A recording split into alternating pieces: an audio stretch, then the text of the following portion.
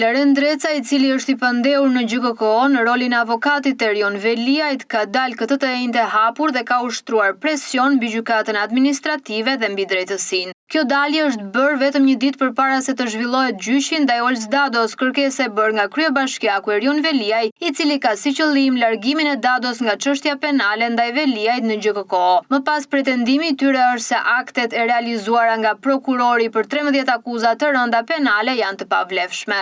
Në fakt, Fleren Dreca këtë të enjte nuk ka bërë asgjë më shumë dhe më pak, por një presion të hapur ndaj drejtësisë, megjithse ka thënë se nga burime mediatike është parë që ka pasur presione apo korrupsion. Ajo që ka bërë ai është direkt një presion, duke thënë: Prej ditësh në hapësirën publike dhe në burimet hapura mediatike në raportuar pretendime jashtëzakonisht shqetësuese mbi tentativat mundshme ndikimi dhe presioni institucional në lidhje me këtë proces gjyqësor. Madje publikisht janë artikuluar dhe pretendime për ndikim të palishëm dhe tentativa korruptimi me qëllim që kjo çështje të mos arrijë kurrë shqyrtim në themel.